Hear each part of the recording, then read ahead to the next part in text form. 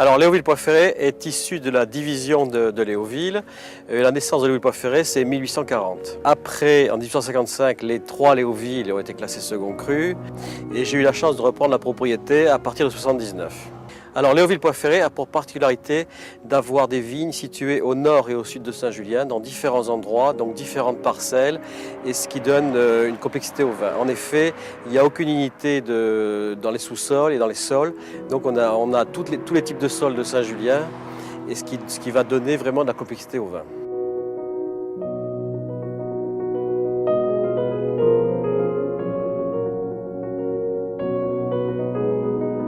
Alors là, je suis en train de regarder comment a été fait les effeuillages, parce que l'effeuillage est une pratique importante pour mettre les raisins au soleil le plus tôt possible.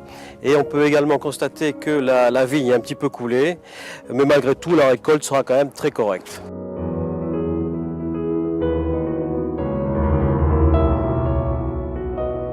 Alors nous sommes ici dans le chai de 2e année. Ce très beau chai a été construit en 91.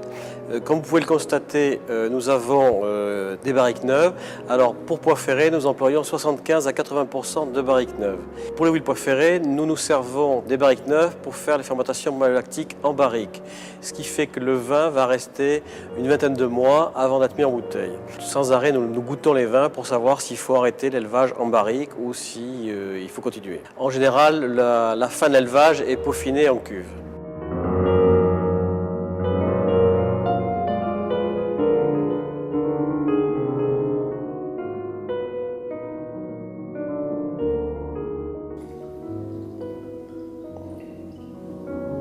Alors tout d'abord, je voudrais présenter cette pièce. Pour moi, cette pièce est la plus importante de la propriété, puisque c'est l'endroit où on va créer nos 3 vins.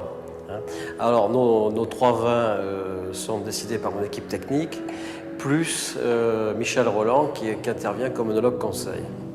On peut définir Poiferré par un vin très équilibré, très élégant, très fin, évidemment beaucoup de couleurs, une capacité à vieillir, et au niveau des arômes, dans les grands millésimes, on peut dire que Poiferré a des arômes de violette.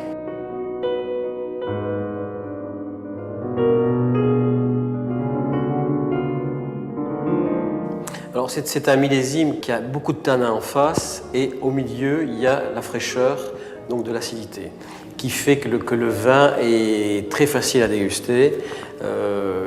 On n'a jamais souffert quand on a fait les assemblages. Il y a des années qui sont difficiles à déguster, celle-là c'est comme dans un rêve. Depuis 2001, on s'aperçoit qu'il y a un changement climatique, ou plutôt un décalage climatique. On n'a jamais eu d'aussi bonne maturité phénolique pour les Cabernet Sauvignon depuis 2001. Et notamment en 2008 et 2009, on a des indices tanniques absolument phénoménales qu'on n'a jamais atteints auparavant.